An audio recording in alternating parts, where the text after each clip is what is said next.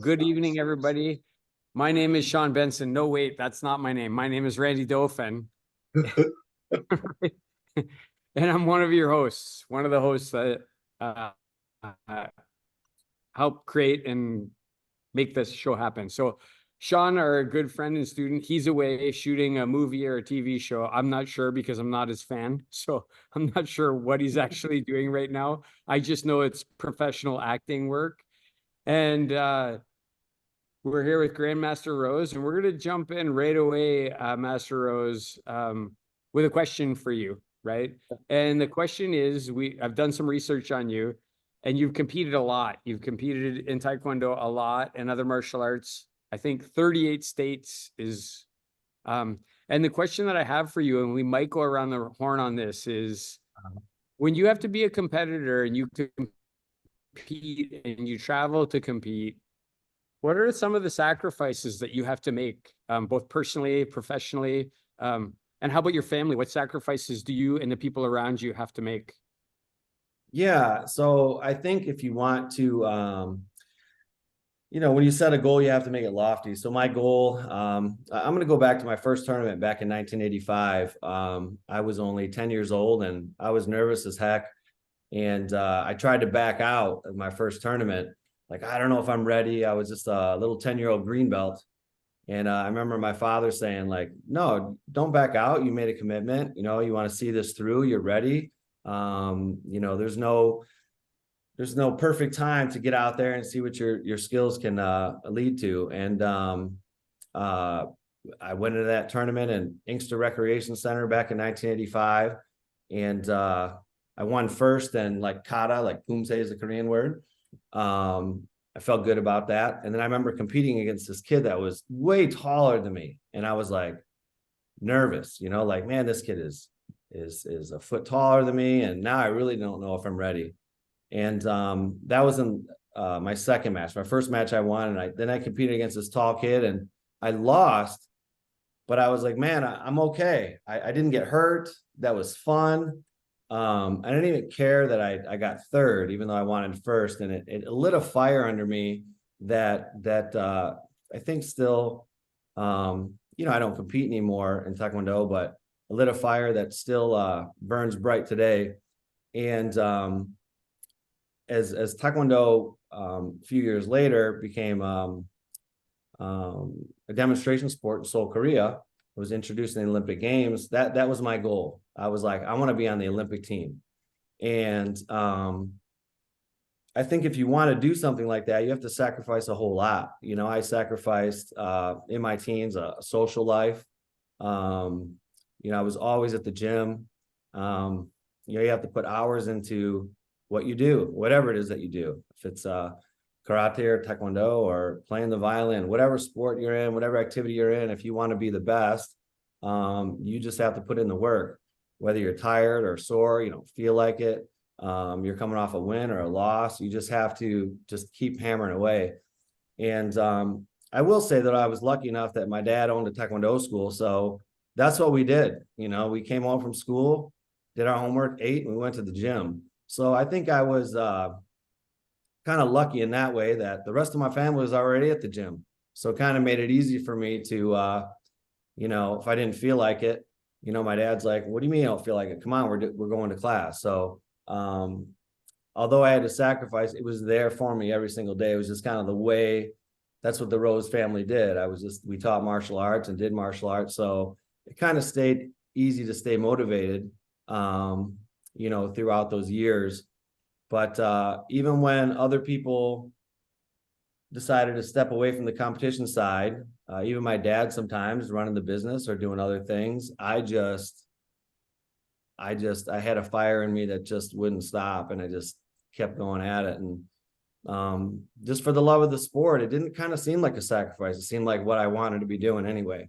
So I just kept going until my body said, well, maybe it's time to take a little bit of a break, a couple of knee surgeries and whatnot. But you just have to put in the work.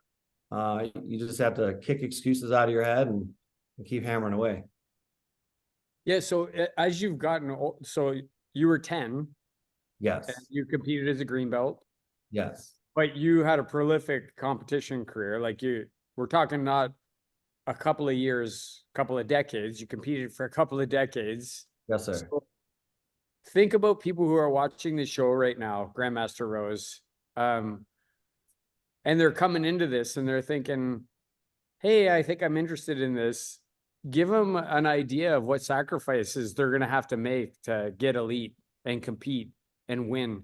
Like, what kind of sacrifices are they going to just top 4, 3, 5, whatever you want to say? Yeah, I think you have to, number one, find someone you idolize and find out what they're doing. Like I used to look at other athletes that were in the top of the game at the time, and how often are they training per week? What are they doing? What kind of cross training are they doing? What sacrifices are they making? And say, okay, well, I need to do at least that.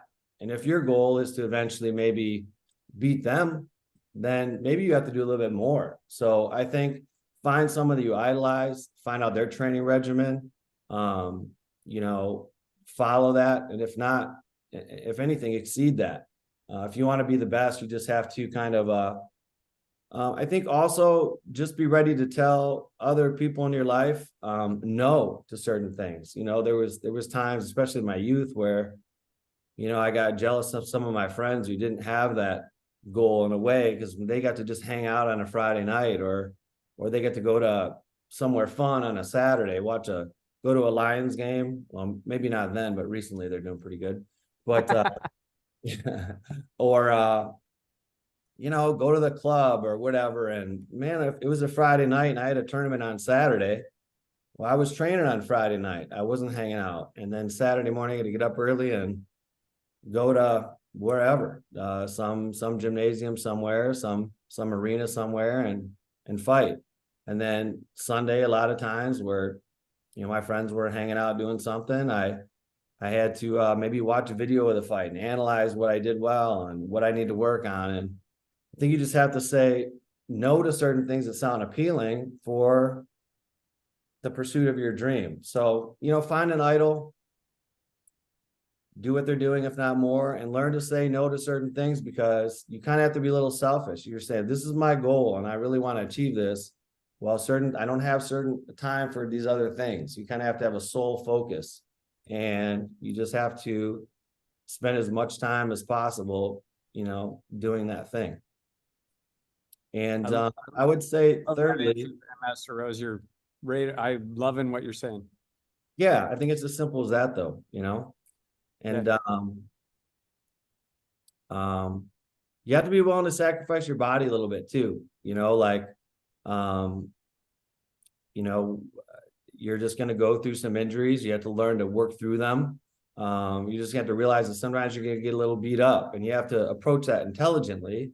And sometimes in my youth, maybe I didn't, maybe I overtrained or trained too hard on an injury. But although you have to listen to your body, you also have to kind of create a mental, physical toughness about you to say, hey, my body's going to pay the price a little bit, but that's what good athletes do. They push through those things. So I would say that's another thing. Yeah. Thank you for that answer. I'm going to actually, because we have Sensei Suino and Sensei Legacy on the call. They've both competed and they've trained for a really long time. So I'm going to go to you first, Sensei Suino. Whether you want to talk about competition or just being obsessed with martial arts, what kind of sacrifices do you have to make to achieve the apex of martial arts? Yeah. What have you experienced? As far as sacrifices, I think Grandmaster Rose is definitely right that you have to say no to some things. You can do, I just heard this on a podcast today, so I'm gonna run it through. You can do anything you want. You can't do everything you want. And when you decide to focus on martial arts, right? As you said, it's a physical regimen. You have to try to eat well. You have to have reasonable sleep habits most of the time. And you have to do the thing, you have to do the physical training. And in my life, waking up, being who I am means usually somewhere between 2 and 5 hours of training, because that's just or teaching, that's just what I do. But when I was competing, like in Iaido in Tokyo, it wasn't unusual for me to train 9 hours a day. which sounds crazy, but it's just what I did, you know? And yeah, so you're tired. I remember when I used to lift a lot of weights with a buddy of mine, his girlfriend always complained. She said, "You're always tired." Right? And he said, "Yeah, because I lift weights, I eat a ton of food, and I take naps. That's what I do." Right? But that was his thing, right? And my thing is the same thing, you know, I always still to this day, right? Muscles are sore, joints are sore. You got to be willing to accept that. And um, and something that Grandmaster Rose didn't mention is sometimes your friends and your family and your business acquaintances will think that you're nuts, right? I mean, literally had people say, well, now that you're, you know, I think the first time someone said it to me, I was like 38. Now that you're 38, are you going to stop that martial arts shit? Right? Well, no. And then someone said it to me when I was 45 or whatever. And just a year or so ago, somebody who, you know, has known me for 30 years and should know better said the same thing to me. So you have to be willing to be willing to sacrifice the opinion of people who don't see the world the same way you do. I could go on, Love, but those are the first few that come to mind. love that answer. Since Legacy, probably on the call, you've had to make more sacrifices than anybody to achieve the apex of where you are. What do you want to It's share with people about the sacrifice? it's pretty well all the same, right? If we've all competed, we know that. The only thing I would say is that the majority of the time is having the intestinal fortitude for the training, because the competitions themselves are, um, it's usually, we'll say, on a Saturday, and you go in and you do that competition. That's where, um, well, I'll just skip on to something else, then I'll finish that up. And the major thing is there is monetary. Like, you have to save up the money because you have to travel. Sometimes you have to pay for your hotel, and then you have to pay the entrance fee, and you have to eat, and you have to somewhere work or earn the money for that, or be very grateful to your parents, right? Because they'll do all that for you if you're young and help you live out your dream. But again, as I was saying, and then you have to give up your Sunday because you have to come home, and like you said, you have to rest your body, tend to your wounds, and you know, uh, for what you feel like you've just been in a minor car accident. People don't realize that. The next day, you feel like you've been in a car accident. People are pounding punches at you 40 miles an hour, and they're hitting you end kicks, and they're hitting you in the face and the body. You get tripped up. So it's we're in a tough business when you go out and compete heavily like that. I competed, and so did all of you. I competed with some pretty heavy guys, and on Sundays it was heavy to get up, and it's pretty well all the same for all of us if you've competed on a high level. Randy, what about Thanks. what are your thoughts? What are some sacrifices that you've had to make? I don't want to add a lot to what people have said, other than I can give some really personal examples. Like,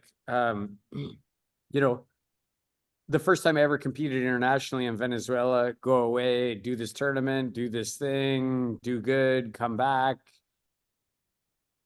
But then the next time you go, next one's in like Panama, and you go. And now my kid's like 6, Sydney's 6 years old. And when Sense Legacy shows up at the front door at like 4 o'clock in the morning, because we're going to the airport to fly away so that I can compete and fight. And my daughter's holding on to my pant leg saying like, "Daddy, don't go, don't go. I don't want you to go. I don't want you to be away." It's heart-wrenching, but I'm really proud. I can like pull her hands off of my leg and say, "You're with grandma. You're fine. You're going to be safe. I'm going to go do the shit that I want to do, that I need to do, that's important to me. And when I get back, I'm going to be a better dad. I'm going to be a better brother, a better everything, because I make this short time sacrifice of taking your arms off of my leg, getting in the car and going away to the airport to go do this thing that I'm going to do. And so I'll just leave it at that. But now I want to get into the intro. And I'm happy to be here with my teachers, Hanshi Gary Legacy and Sensei Nicholas Suino. And I did some math tonight. So together, those two people, they've done over 110 years of training, just the two of them. And Wow. like a lot of times people talk about years of training. And I think sometimes we should talk about hours of training, because some people do a year in martial arts, but there's a couple of hours of training in that year, right? So I did some rough math.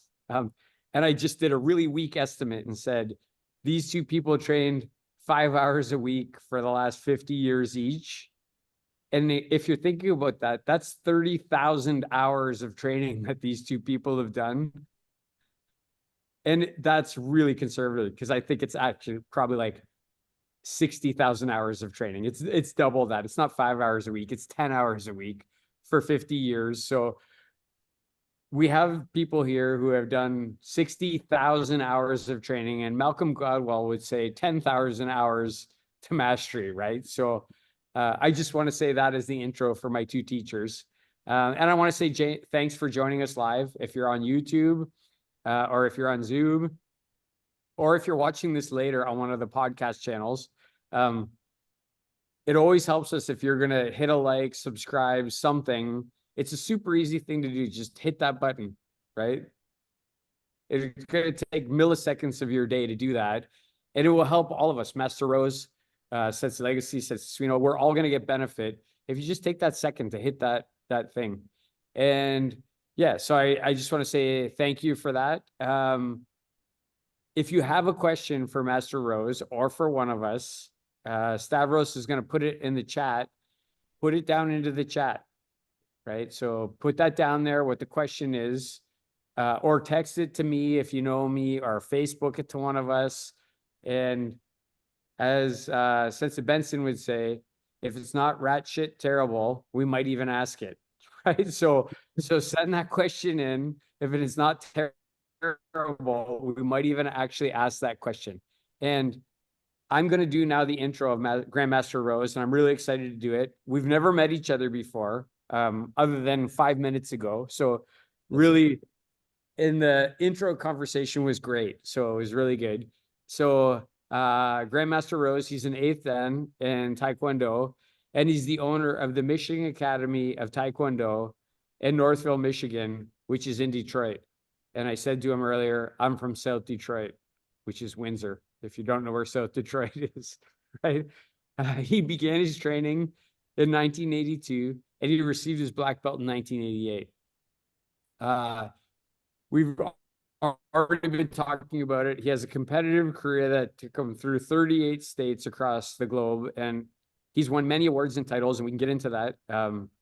One of the things I like is that when you look at his social network, he's not claiming anything. He's just saying, I competed. He's not saying like, I defeated this person or I won this grand champion. He's just saying, hey, I was in there and I competed. And I really like that. The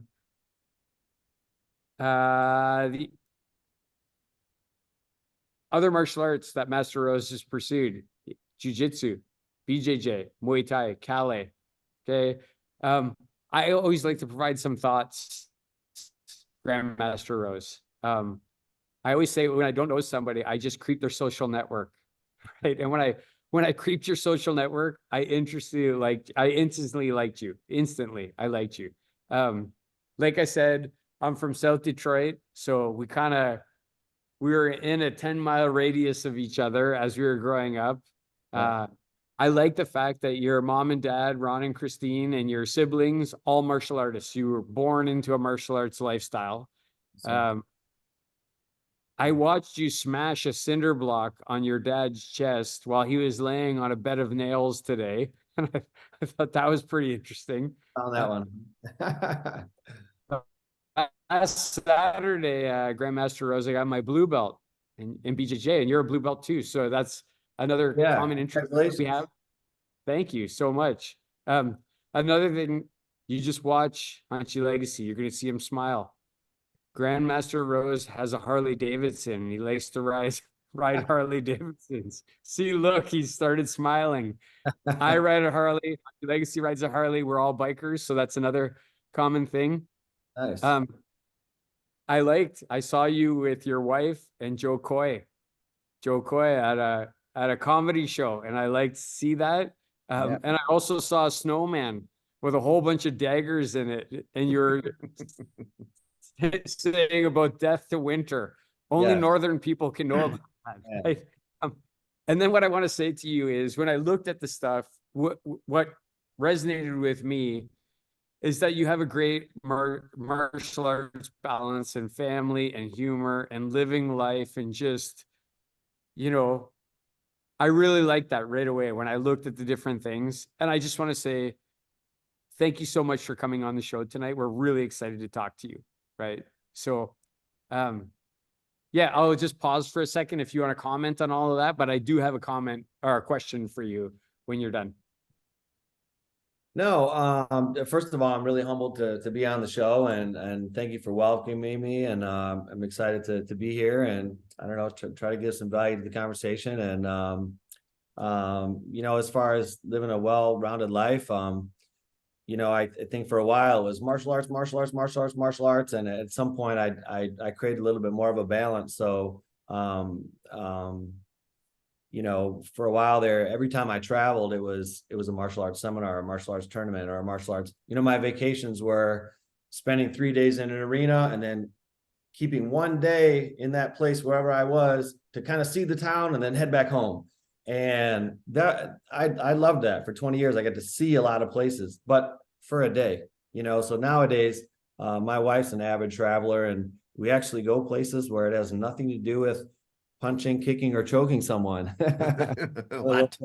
And I like that. You know, I, of course, try to find the local jiu-jitsu gym while I'm there, you know, and sneak away from my wife for a little bit and do some training. But it's the opposite. It's maybe 10% martial arts and 90% enjoying where I'm at, instead of 90% martial arts and 10% of enjoying where I'm at. And, you know, I just think that, you know, martial arts, as big as my life as it is, part of my life as it is, that it's nice to have a little balance. And, you know, I have family members that don't do martial arts, so, you know, you got to spend some time with them too. So, yeah, I just try to enjoy my life, but martial arts still stays a huge part of what I do every day. So. Thanks for that, Grandmaster Rose. Listen, so not punching, kicking, choking, and chatting, that's a stupid life. I'm just, nobody should live that life. Right? It's not a Right. life. Yeah. But a question that I do want to ask you is the standard question that we always ask everybody when they come on is, Yeah. and I already know the answer, but Sure. I think it's important that you articulate it. What brought you into your first dojo? Who was there, and what kept you on that path? Like, Yeah. Well, as I mentioned earlier, my father, I learned from him, and he actually owns his own school. And if I go back in time here, many, many years ago, my father grew up in the Detroit area, and he found himself sometimes being jumped by certain groups. And he said, man, I gotta learn, you know, some self-defense here. I gotta learn how to protect myself. So he found the local, back then it was called the karate school, but it was Korean karate, which is really Taekwondo, but no one knew what Taekwondo was in the 60s. Everyone knew what karate was. So Taekwondo schools actually called their schools Korean karate. It sounds funny now, but, you know, he just tried to find some martial arts.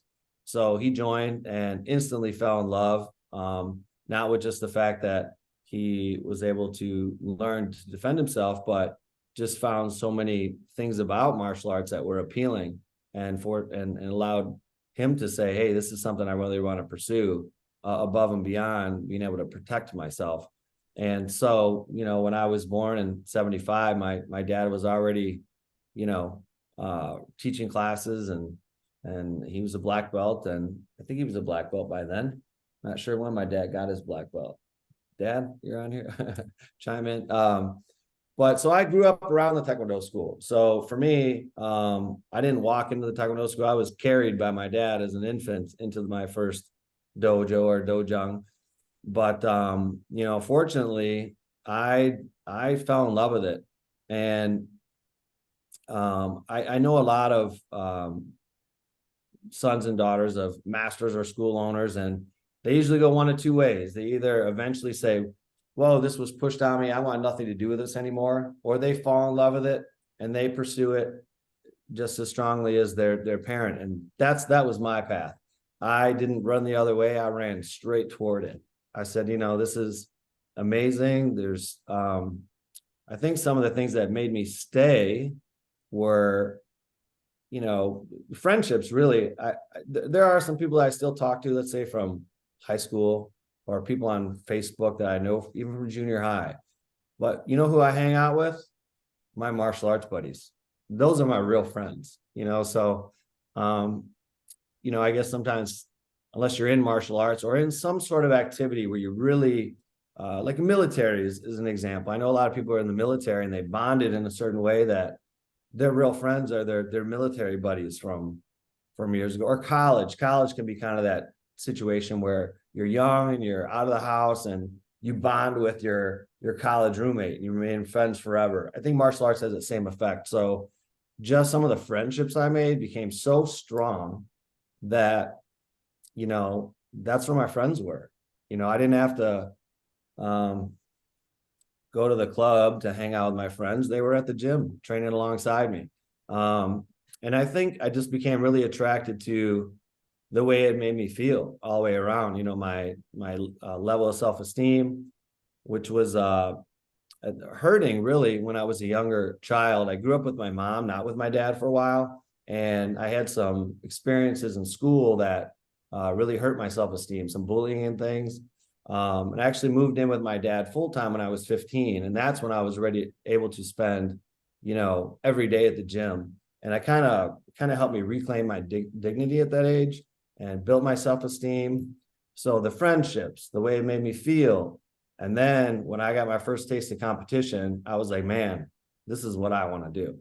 And I mean, I could go on and on really too. I started helping teach classes, and that really helped me break out of my shell a little bit and started to do some public speaking and get comfortable with that. And then I really liked that bond between myself and my students. You know, I could help the kid that had low self-esteem, or I could help the kid that, you know, didn't like team sports and felt left out, and I could help them find a place they could belong to. So the teaching aspect really was something that really attracted me to, even at a young age when I was teaching at 15 years old.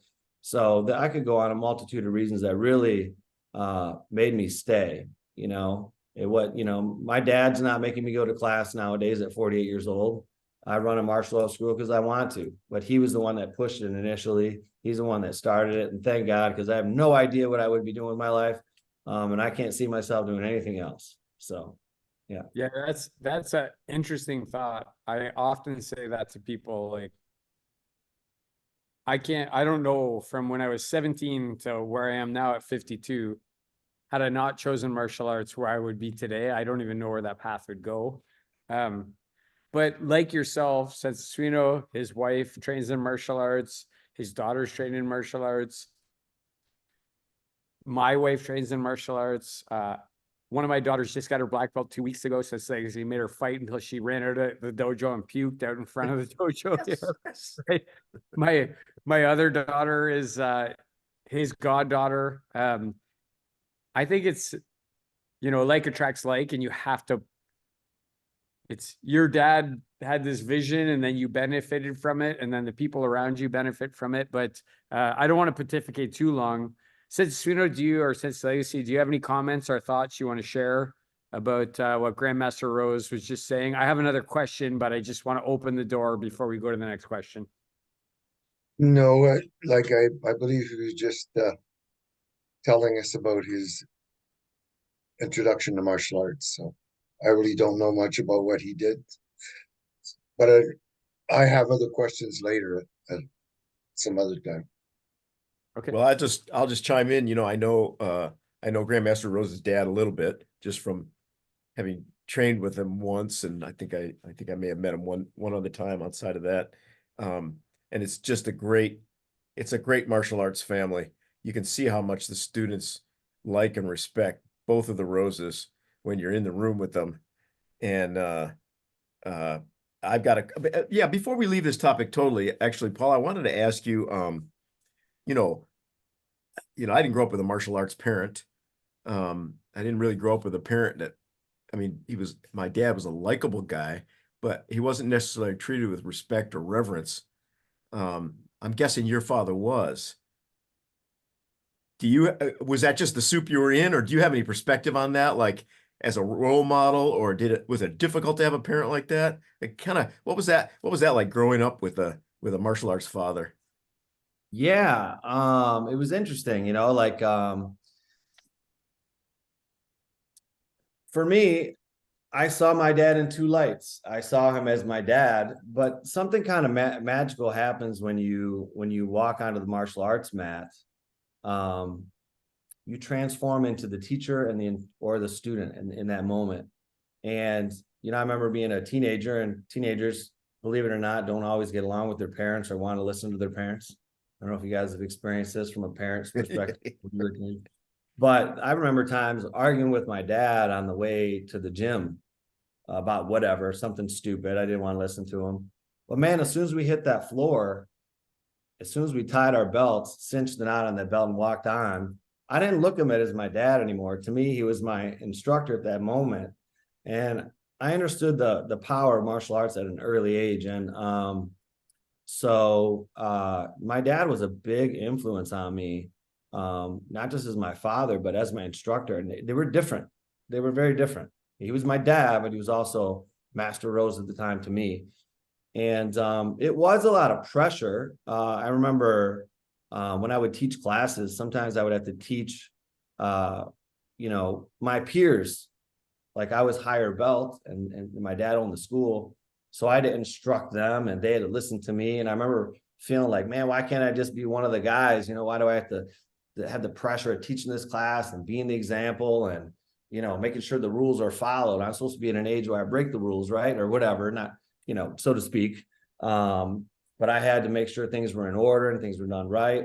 And, my father, I had to do it that way because I had to uphold the quality of the classes and make sure things were done the right way. Cause it was not just a school where we did martial arts, but it put food on our table too. So we had to make sure classes were done professionally. And there was a lot of pressure to be professional at an early age and to be responsible. And, but it was pressure, but it was a good pressure, and looking back on it, I'm super thankful for it and grateful that it happened that way.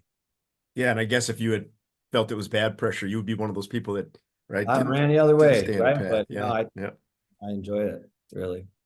nice. Grandmaster Rose, I want to share something with you because I've had these conversations with my daughter recently. She's 25. She's grown up in martial arts her whole life, and she's had a martial arts dad, super aggressive, super passionate martial arts dad. And one of the creators of this show, Robert Schlumsky, who has trained with me since he was 5 for 25 years, he once drove my daughter home and asked her, as he was driving her home from class, he said, "Hey, Sid, what's it like to have to fight for everything in your life? Lunch meat, running shoes, like everything, right?" And she told me that.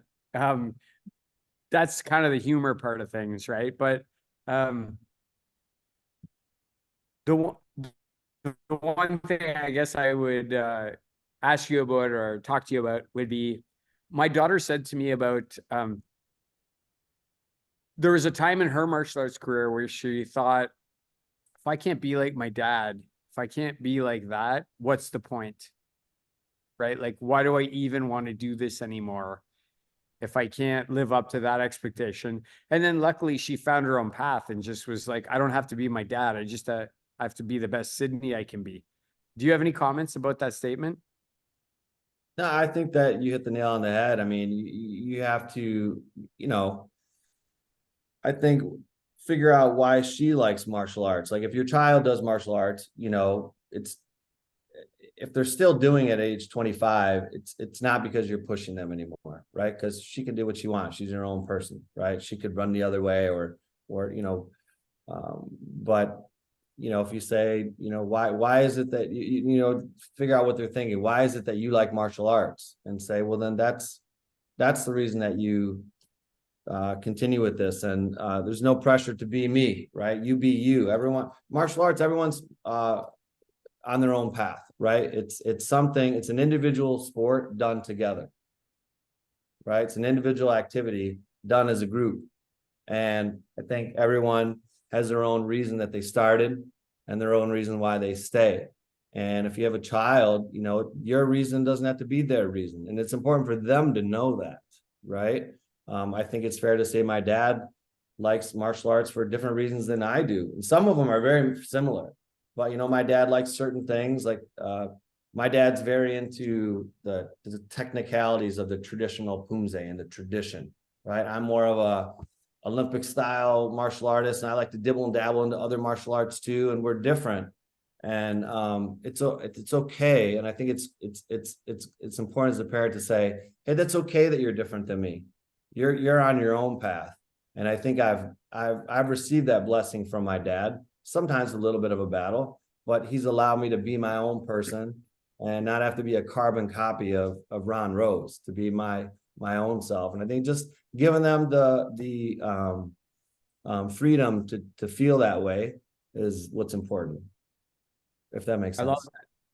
Yeah, it totally makes sense to me, because the gift that your dad gave you is not trying to punch you out in a cookie cutter of his mold, right? Allowing this is the structure, but you can be your own person within that structure, right? I love that. Yeah. Since Legacy, you said a few moments ago that you had some questions for later, and this show goes by fast, so I just don't want to wait for later to be too later. So I just want to open the door to you to ask a couple questions, or if you have something for Grandmaster Rose to ask. We have a two-part thing that I might as well tell them both, and you can just run one into the other.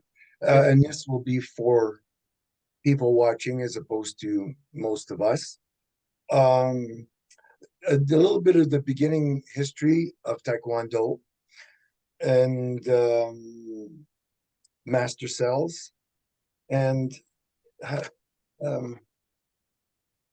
in Taekwondo, has there been any major changes to it since its onset? I mean, has it changed? Are there more than one type of Taekwondo now? And how is it, leading up to now? Yeah, that's can be it's an involved answer. I will say that Taekwondo has definitely evolved as a martial art.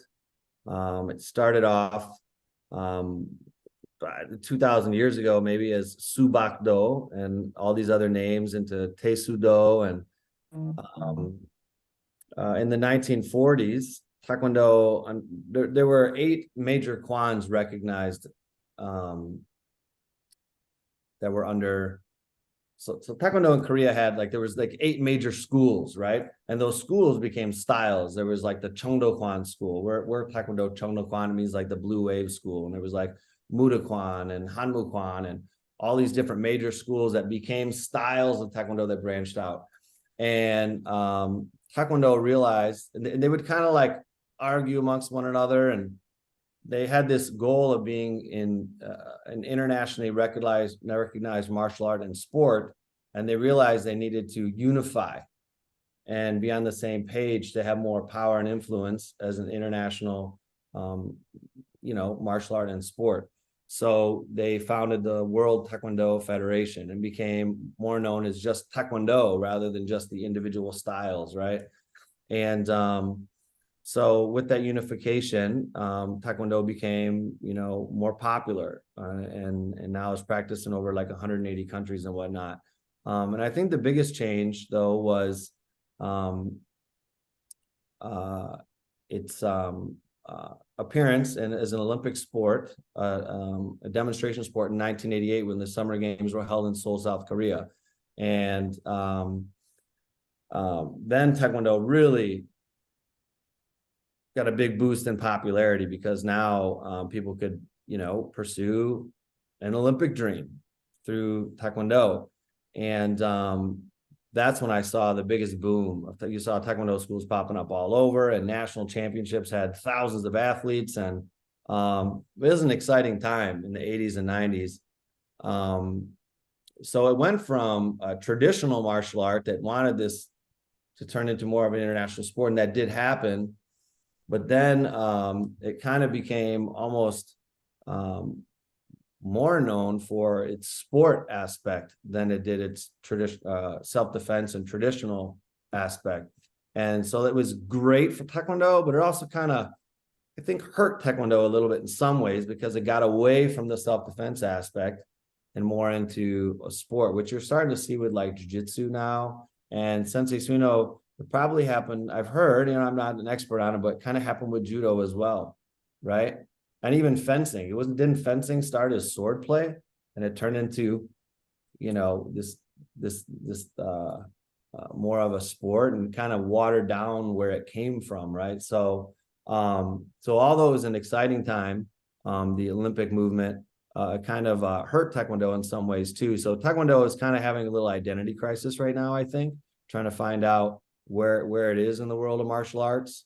But it was all really exciting, right? The only I think the one negative is the recent use of electronic equipment, which now to score a point in Olympic style Taekwondo, people are wearing censored socks or socks with sensors on them, and chest guards with sensors. And the sport has just really become, I hate to talk bad about it because, I want to be the old guy who's like living in the heyday, like back in the day, it was better. But I really think it was, like when we used to compete, you felt like you were in a fight. Like you felt like you battled with someone.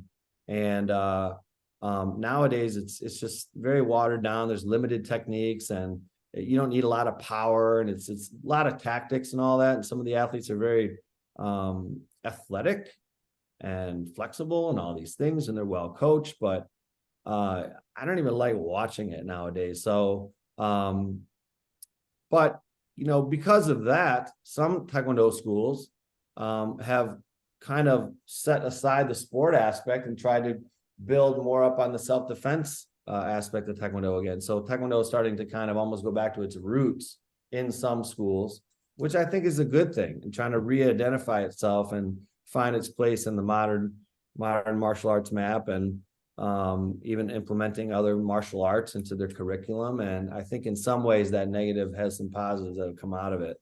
I guess if I had to say in 5 minutes where Taekwondo came from and kind of a little bit of the evolution, that's what I got. Most of us, I think most classical martial artists feel that way about the Olympics. There is room for both. They take part of the classical karate and make it a sport, but Taekwondo and karate and other martial arts should be kept in the hands of the traditional martial artists. I think most of us agree on that. Yeah, for sure. Yeah, I mean, on that note, since legacy, your Grandmaster Rose, you're talking about this balance. If you ask me in my lifetime, what's the most embarrassing thing about karate, it would be that in the Olympics, somebody could get knocked unconscious and win a gold medal. Right. That has happened. That's a fucking super weird thing, right? Like it goes contrary to what the actual self-defense martial art, what it was created for, right? So I think you danced around it really well, and I think you think about it really strongly, and it makes me feel better about Taekwondo and how you feel about it. Thank you. And Good answer. since like, great question. Yes. Great question. Great answer. I do have a question, says unless you have one. Yeah. Well, before you jump in with the question, I just, it brought back a memory, Grandmaster Rose, that I had all but forgotten about. I was training in karate in college, and in, I think, 1980 or 81, I went to the CCRB, which is an athletic building at the University of Michigan, and I was watching the Taekwondo class. And it was a big class in those days. There's 40 people in there doing Taekwondo. And as a guy that was doing Shorin-ryu karate, I was looking at it and it looked uncomfortable, right? It didn't look martially sound to me. Not that I was a great expert, but they had a visiting Korean instructor come in.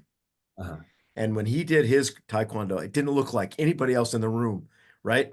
He had whole body unification. He was throwing really strong punches and kicks. He was great balance. It's what, listen, I'm not a Taekwondo professional, by any means, but to my eye as a karate and judo guy at the time, I could see the difference right between the guys. Obviously, some of it was competence, but some of it was just a different approach to the style. The guy was wired like a traditional karate man in a way. Yeah. And everybody else in the room looked like they were wired like they were trying to win by kicking. You know what I mean? 100%. Yep. Yeah, I don't know. Legacy, before we go too far past this, can you mention your comments about Jean Park Soo? In what way? His Taekwondo, your thoughts Oh, on he was the Canadian, as far as I'm concerned, he was the Canadian grandmaster of Taekwondo. He was an excellent martial artist, and everybody knew that. Yeah, it's just I'll use this old line again. When a lion enters the room, he doesn't have to introduce himself. Everybody knew just by his demeanor, the way he was, and the way he demonstrated his art. Grandmaster Rose, did you have something you wanted to say about Sensei Suino's comments just before I ask you the next question? No, I think would you guys agree? Because you guys come from more Japanese influence, right? So, but in Taekwondo, I always say that there's three main branches of the tree. There's the traditional techniques, right? The katas and the pumses and the rigid discipline movements, right? I say rigid in a good way, not tense. And then you have your more like practical self-defense, right? Which to me aren't always the same. There's not certain techniques I practice in class that I wouldn't apply the same way when I'm defending myself against someone trying to punch me in the head. And then there's the sport aspect, right? And I think some schools focus on one or the other. And so like you could walk into even my school and have a different experience sometimes, depending on what we're working on. We might be doing Olympic style Taekwondo. We might be doing more self-defense, hands to the head, or we might be doing traditional kata or pumse, as we call it. So sometimes there's different branches of the tree that we teach from. And I think karate is kind of similar, is it not? I think it's similar, but I'm going to go, you asked the question. You've turned the tables and you're interviewing us. So, Sensei Suino, what do you want to say about that? About schools that do traditional, practical, and sport? Is that true? Is it not true? What do you think about that?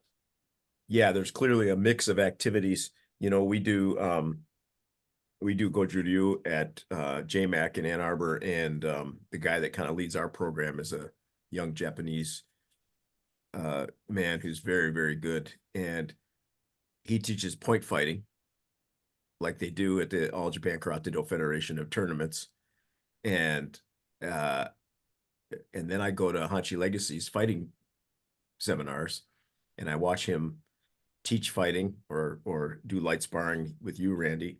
That's completely different. I mean, it's punching and kicking, so it's not completely different, but it doesn't look like point sparring. And then we just alluded to the point sparring that's done in the Olympics, where people get knocked out and win gold medals. As the late Kancho Nobetsu sensei said, it appears there are various ways of doing karate. Until a life and death situation occurs. Yes. Then you better be trained the right way. Right. So do you want to elaborate? What do you want to elaborate on that, Hanshi? Yeah, traditional, practical, sport aspects. Since Legacy, what are your comments on that? Well, it's in every dojo.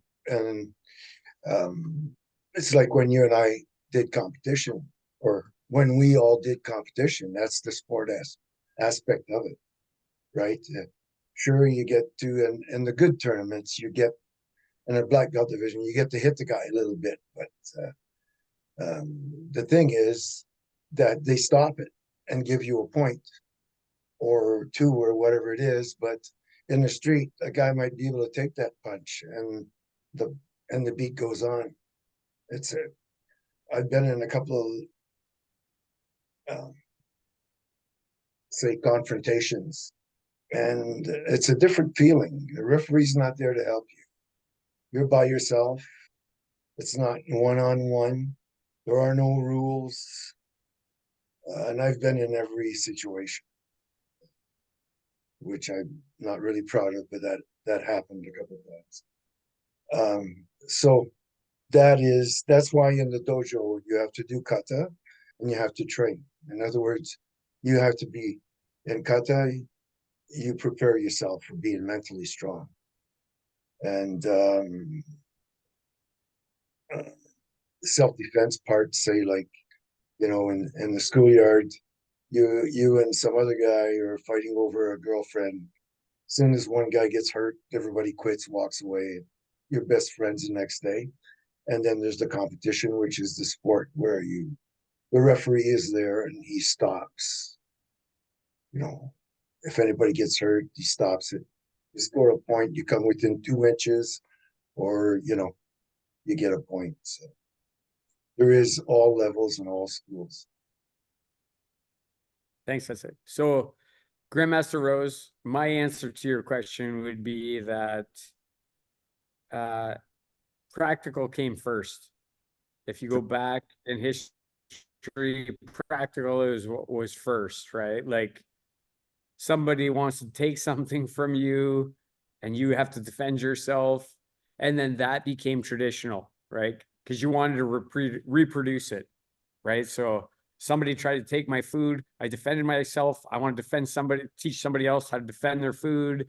And then that, whatever, geography, history, politics, that all plays a part in it. Sport is something that came from people who wanted to pit themselves against each other safely with a referee and determine that, okay, I feel good that my martial art against this other person who does the same martial art is superior, right? So I think practical and traditional are very linked, and sport is something that is an offshoot, just in my opinion. I could be wrong about that, but that's my thoughts. That's my thoughts on it. Sure. Yeah. So we are at an hour has gone by already. So we only have a half hour to go. Sorry. We have 36 minutes to go, right? And in that 36 minutes, we have to ask you your 10 questions. Okay. But before we ask the 10 questions, I just want to pause for a second, give you the first chance to share any thoughts you have about what we just talked about, and open the door for anybody here to share some thoughts. So Grandmaster Rose, any thoughts about your question and how we answered it? No, I was just saying, sometimes you can go into school to school is different, but I just noticed that, sometimes if you walk into a school at different times, you're also going to see different things, different ways of practicing that martial art on the mat too. It's just kind of more of a comment. So yeah, no, I thought it was great.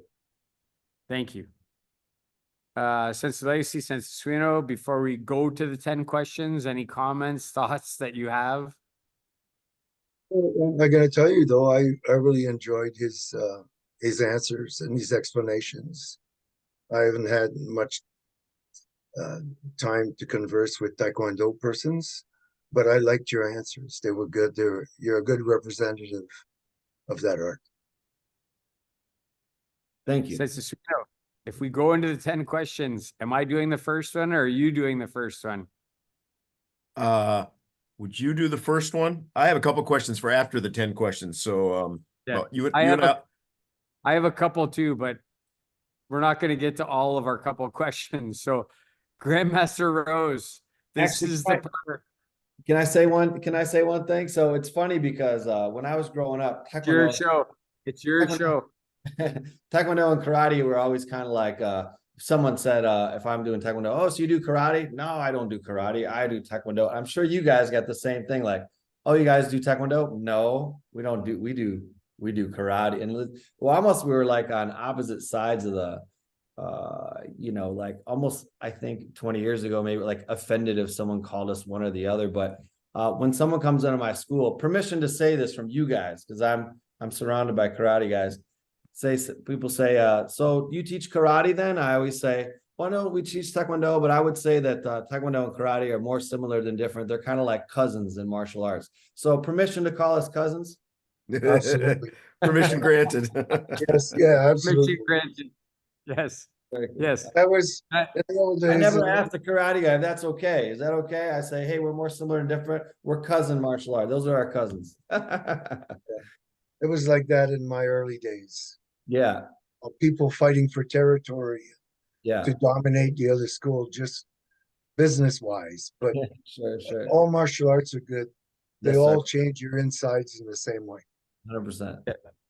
And listen, Grandmaster Rose, karate is basically a percussion martial art, and so is Taekwondo. It's basically a percussion martial art. Kicking, punching, knees, elbows, standing on your feet, hitting each other. So I feel they're cousins for sure. Yeah. And your comment brings people together. That doesn't push us apart. Your comment brings us together, doesn't push us apart. And that's a great thing to do. Yes, sir. I agree. I agree. Okay. So listen, we have these 10 questions we ask everybody who comes on our show. Yeah. You can answer them with as many words as you like, or as impulsive as you like. We do not care. This is you answering your questions. It says Swino and I are going to go back and forth. So I'm going to start. What's the most effective move in your martial arts arsenal? The art of de-escalation. Who is the most influential martial artist in your life? So can I go back? Can I go back to question one really quick? I learned this from my father because I was a little small stature when I was younger. As far as de-escalating, and I tell my students this, you have to, if a situation presents itself, you have to show that you have the confidence to stand up for yourself, but let the person know that you really don't want to fight them. So it's like a balance of confidence and humility, right? So like you have to show someone like, hey, I will stand up for myself if I need to in this situation, but hey man, we don't have to fight over this. You de-escalate with your words, saying, giving them an out, right? So like, I will, but hey, let's not do this. So de-escalating, I think, is something I've learned and used time and time in my life. Number two, who's been the most influential martial artist in my life? Absolutely has to be my father. Yeah, through and through. He's the one who introduced it to me, kept me on the path and just kind of introduced me to this whole lifestyle. So my father has to definitely be that guy. Yeah, that's a good answer. Because if somebody asked my daughters that question and they didn't say me, I'd be in the corner crying right now. So your dad's really happy. Yeah. You say that. I had to say it because I see he's still on too. So I had to say that before I'm in trouble. I see he's on here. Question number 3. Who is the most influential martial artist of all time, and why are they most influential? The most influential martial artist of all time, and why are they the most influential?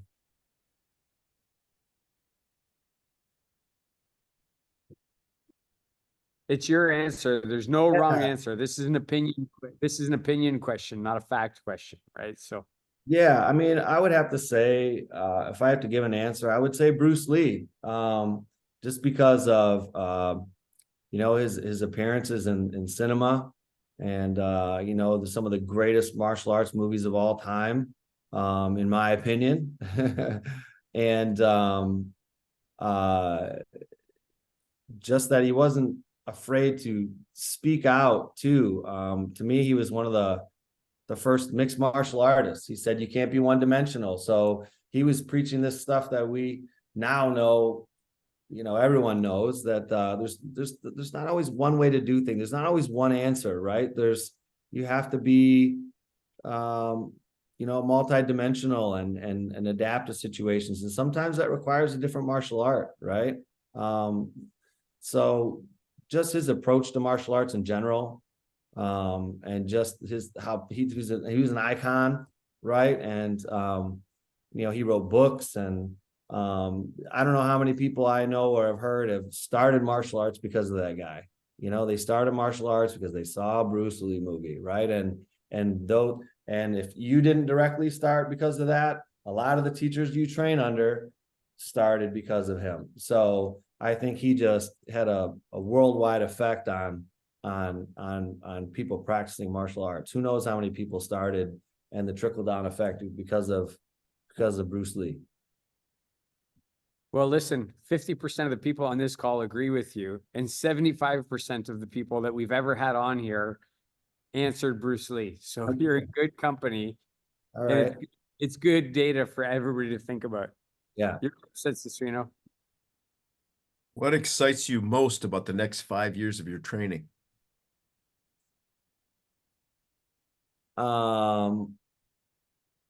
Two things. Watching the evolution of my school. I always like to have it in a constant state of evolution. I never try to have it just spinning its wheels, staying where it's at, classes week in and week out. I like helping the school evolve and seeing where that goes. So the evolution of the people I have an influence over here every day, and seeing where that goes, giving them what they need, and staying excited, running the school. So the evolution of my school, and then the evolution of myself as a more well-rounded martial artist. I was a Taekwondo guy for so long, and then I fell into Olympic style Taekwondo for 20 years. That was my niche. That was like, I was doing Taekwondo, and particularly that part of Taekwondo.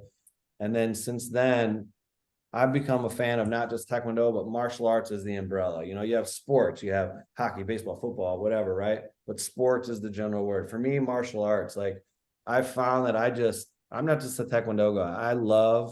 I love watching good karate and judo and Kali and a good Kung Fu guy. I like watching people are good at what they do. So while I'm still able to move this thing around, move my body around, I want to experience a lot of different martial arts. There's a few that I have more interest in, BJJ being one of them, and probably Kali and Muay Thai, but evolving my Taekwondo school and then becoming a more well-rounded martial artist in general. Great answer. Okay, the next one. If you're a believer, or there's a higher power, and if heaven exists, what would you like to hear God say when you get there? You made it. Come on in. He opens the door. Yeah. Perfect answer. Yeah. It can be impulsive or long. It doesn't have to be long. Yeah. Yeah. Do you have a favorite film? Do you have a favorite film or TV martial artist, regardless of whether they're actually a martial artist or not? In film, like in Hollywood, not just a fighter, but in film? Yeah.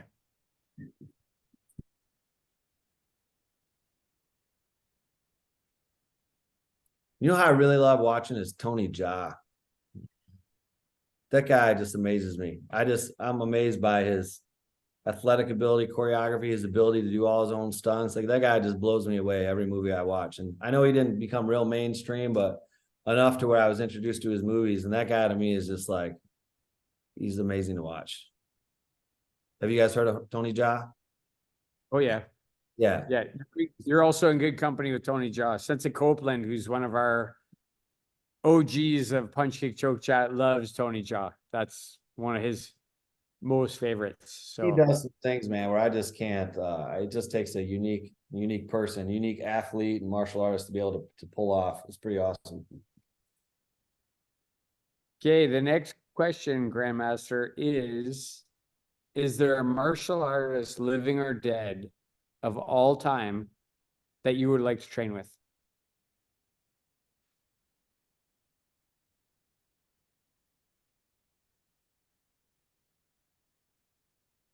Yeah, you know what? Honestly, Muhammad Ali. I know not everyone considers boxing a martial art for some reason, maybe because it didn't have Asian origin or something. But to me, you know, um, you know, collegiate wrestling is a martial art to me. Boxing is a martial art to me. These are using your body in a way to defend yourself. It's martial. I think Muhammad Ali, not only because of his unique ability, because I would also be starstruck, and he's just not only a really charismatic person, but I love watching his interviews. I think you just learn so much. I don't know, maybe it would just be an experience to just have a training session with the man, the myth, the legend, Muhammad Ali. Listen, you just became best friends with everybody, all the hosts on this show. You if you come in here, his picture's hanging in here. So like, yeah, you're in good company. Great answer to influence people and make friends. Muhammad Ali, great answer. Yeah, Instagram, you got the algorithm. It keeps serving up what you like. And I swear every fifth video lately is some Muhammad Ali interview or fight or something, or it knows that I like it. It keeps popping up on my news feed. Yeah. Well, then the algorithms are good for some things. So Right. says you're up. Grandmaster Rose, if everyone in the world could get the best benefit of martial arts that you've received, whether they train or not, what benefit would that be?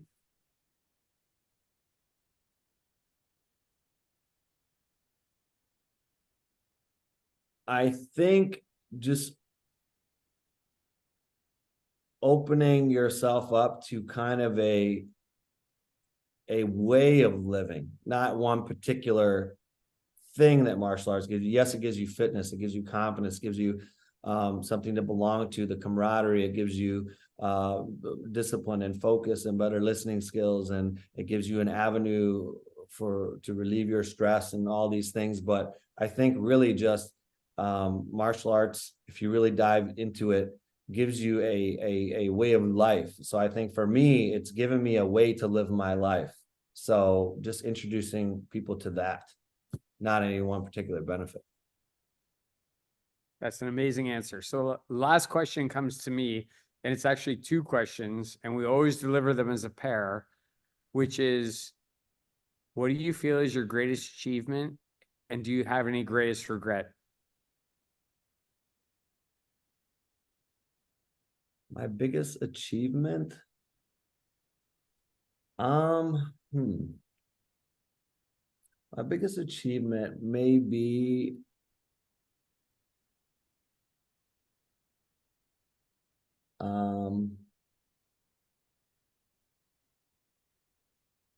my school. Just, I think that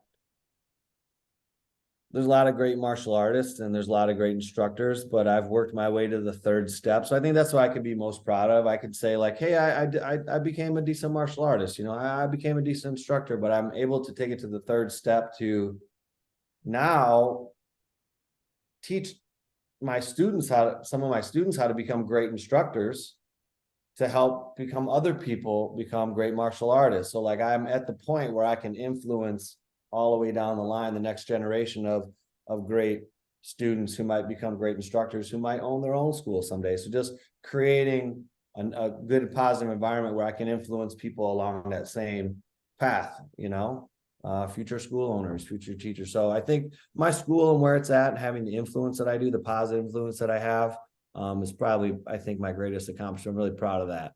And then my biggest regret, honestly, would probably be not opening the school sooner. I dibbled and dabbled in other things in my life. At one point in my early 30s was like, man, I don't know who Paul Rose is outside of a gi or a dobak or a uniform. Like, who's Paul in the regular world? You know, I've been Master Rose and Grandmaster Rose is my dad's. I recently got the title of Grandmaster Rose, but for years my dad was Grandmaster Rose. So, you know, what's it like not being just under him? You know, what's it like being Paul at a mortgage company, which I did for a while. I worked for Quicken Loans. And what's it like doing construction, which I did for a while. And I think those are important for me to get away from or to do. They kind of help me understand things, but it helped me realize that, nope, I want to be right here. So I think if I were to do life over, I try to live with no regrets, but I would have done some of those things, but made it a little quicker path and opened my school probably 10 years before I did. In my Great mid answer. maybe, yeah. Okay. And based on the last hour of our conversation, never go back into mortgage brokering or insurance or construction. Just stay with martial arts. That's And it's a really good transition because you talked about the 3 phases. And I was creeping your website today. And so a question that I have for you is, on your website, it says, at the Michigan Academy of Taekwondo, our mission is to equip our students with the skills they need to succeed in life.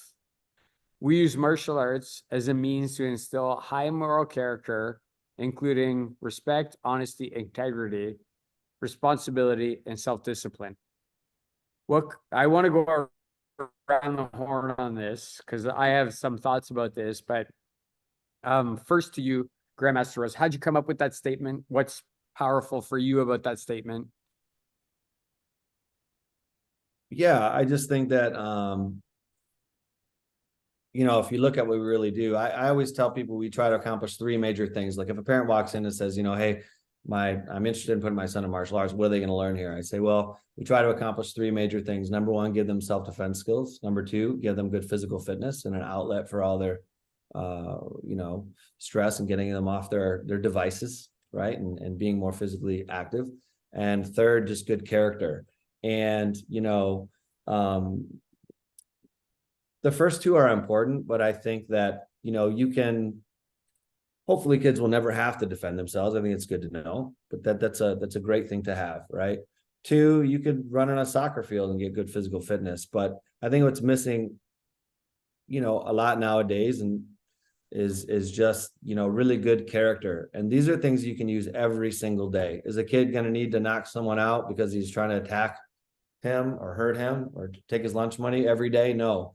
But will you have to use focus in your classroom? Will you have to use confidence to gain a new friend, or in your teen years, ask someone out on a date? Are you going to have to have the confidence to publicly speak in a job interview or in speech class? Or are you going to have to, you know, use discipline to see things through? Are you going to have to use humility if you want to maintain good relationships? You know, these are things you can use every single day in your life. So I think those are the things we try to focus on. Like, yes, we're going to teach you how to defend yourself the best we can. Yes, we're going to help you get in shape, but we're also going to give you things you'll need every day for the rest of your life to have a good quality of life.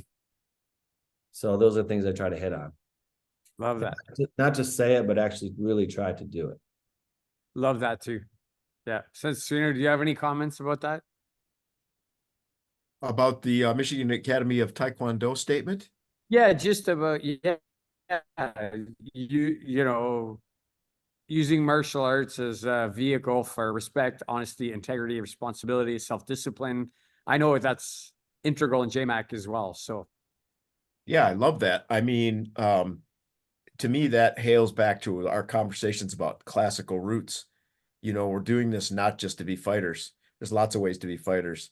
We're doing this because there's a resonance, the discipline, the benefits that we take out of the dojo into life, character development, the relationships we make. There's nothing I disagree with in the statement on the Michigan Academy of Taekwondo's website that says, through the martial arts, we teach, it says we teach children, but I think it could easily say we teach people how to be kind, respectful, confident, disciplined, and tough, so that they grow to become successful human beings who can face life's challenges. And one thing I think that Grandmaster Rose does well, just like each of the hosts on this call is that we don't sacrifice the martial integrity to get those goals. We recognize that few people are going to use self-defense in their lives. They are going to use the other characters, but that the integrity of what we train them still matters. I love that statement, 100%. Defense Legacy. Me too. I really liked it. It covered almost everything. I was always thinking to myself, maybe I should ask him if I can write that.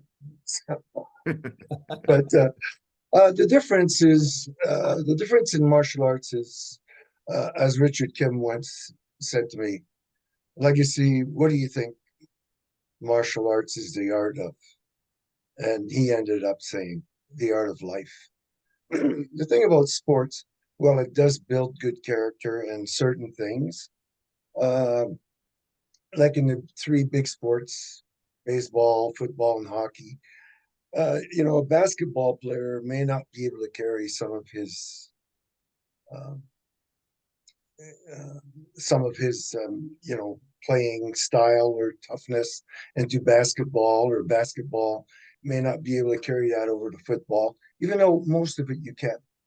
But martial arts builds it from the inside out, so that when you make yourself a better human being, you can, on the body, mind, and spirit level, you can apply it to all basketball, football, life, and everything in that way. So martial arts holds an advantage right there in itself. And, it helps you, and it helps you use your the characteristics for good things, instead of later on in life maybe becoming a bit of a bandit or an outlaw, or we'll just say for a bad guy. That you'll use it for the good of mankind, because that's what we're actually doing, is we're trying to improve the overall of mankind, to make it better, male, female, everyone. So I'm going to chime in quick. We only have 12 minutes. I have another question, and then we have 12 minutes to answer that question and go around the horn. But I want to say to you, Grandmaster Rose, when it comes to things like when parents come in and say, or an adult comes in and says, I need to learn more discipline, more compassion, more respect, more confidence. And parents say, how are you going to teach them that? I say, I'm going to teach them how to fight. I think the fighting comes first.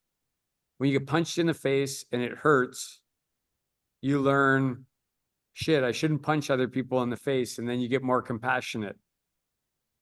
Right. And when you're like, you get punched in the head because you didn't raise your hand to block, you get more disciplined about raising your hand to block. Respect, when you're like, this person keeps kicking my ass every time I come in the door, but they're nice. I better respect them and learn from them. So I think the art, the fighting, the practical is the vehicle, if you have a good teacher, to help you learn those other things. But if you have a bad teacher, it won't be, right? If you come in the door and they kick the shit out of you and they don't tell you anything and they don't help you, then you're in a bad place. You should get out of there really quick. So that's my take on it. Before we go around the horn, also on your website, it says, our teachers are handpicked by Master Rose, and all instructors, regardless, participate in leadership training. The question I have for you is, and I have for everybody is, I'm an instructor in Legacy Shorin-ryu Karate Jitsu. I'm also an instructor in Mukso Jikiden Ishinryu Iaido under Sensei Suino. Sensei Rose, how do you pick those students? What do you look for in those students when you're picking them? Yeah, so I look for someone who is that the dojang? I call it a dojang, Japanese or Korean word. Is that the dojang a lot? And I don't necessarily look so much for like physical skill. I look for someone who's kind of like shows a lot of passion, and someone who will just kind of voluntarily look at the new student and break off from their peer group and say, hey, my name is Steve, come on the mat. We usually warm up over, and they're kind of just showing an interest in other people.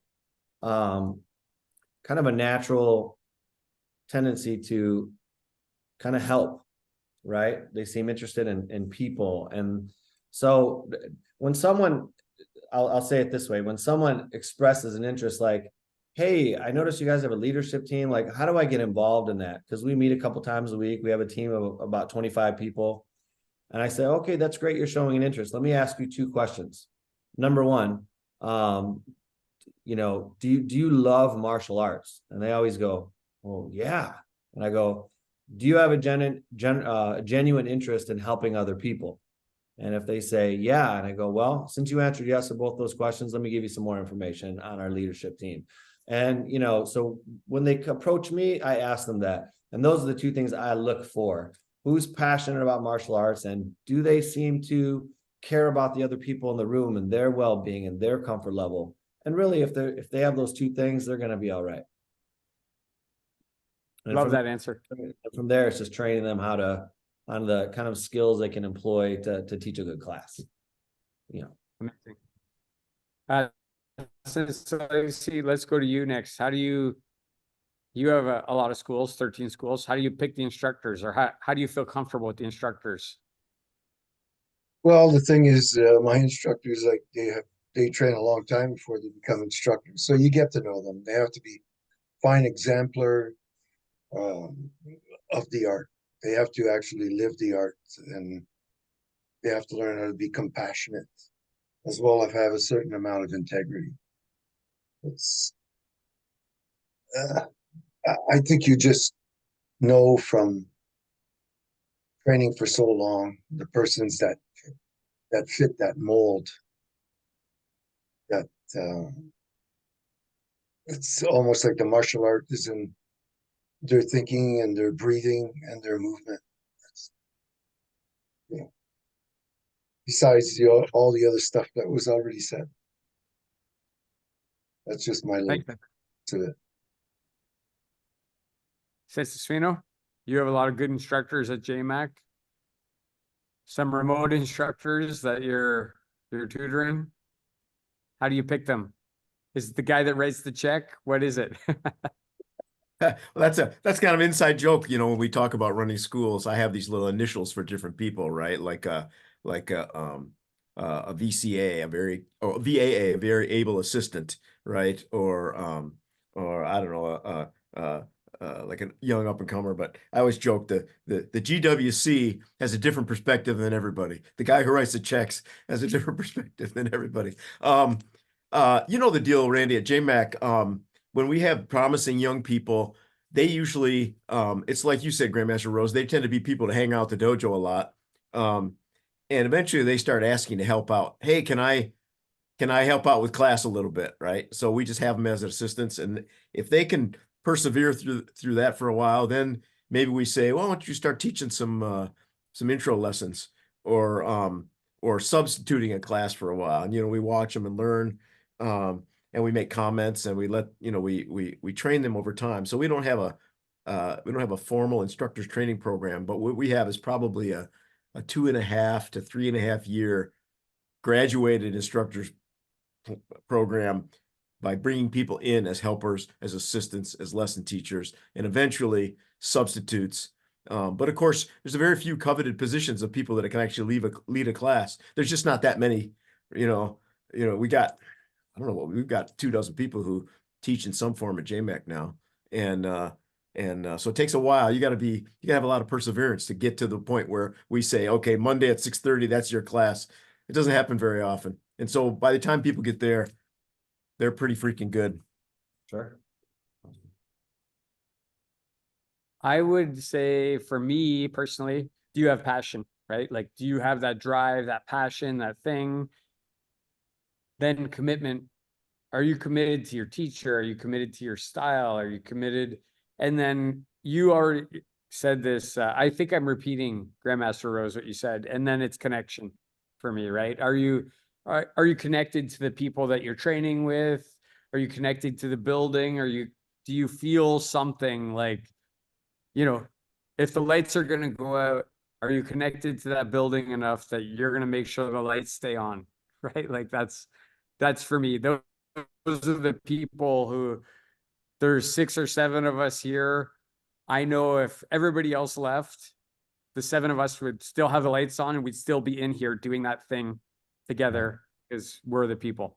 And listen, so we got 4 minutes, Grandmaster Rose. So before the last word is going to go to you, and we're going to go around the horn and you're going to get to share how you felt about this show and what's going on. But before we go around the horn, I just want to say, I'm going to do something different because Benson's not here and I want to be different. And I want to say thanks. And I want to say thanks to the audience who chimes in, asks questions, logs in. But specifically, I want to say thanks to some specific people. I want to say thanks to Pam Suino. I want to say thanks to Sensei Conrad Copeland. I want to say thanks to Doug Knispel. I want to say thanks to Christine Hussey. I want to say thanks to Bill Alpanecchia. I want to say thanks to Sensei Sam Maletsky. These people have been logging into this show for now 3 years and supporting us, reposting our comments, sharing our things. And I just want to say a big thanks to those people.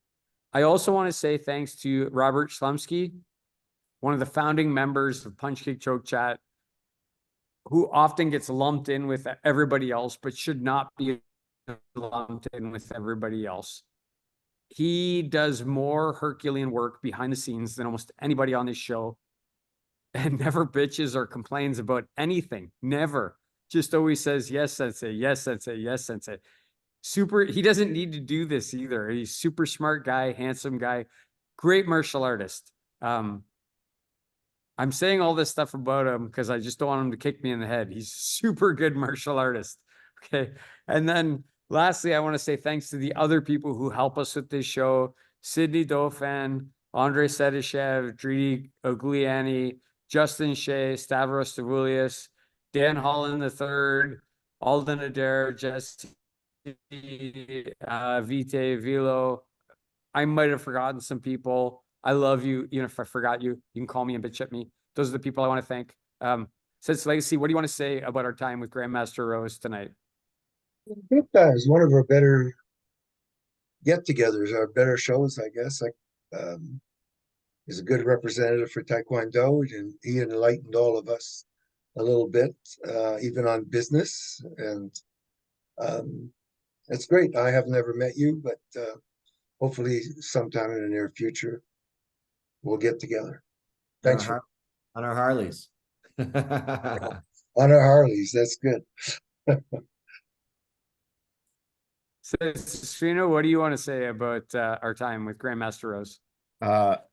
Loved it.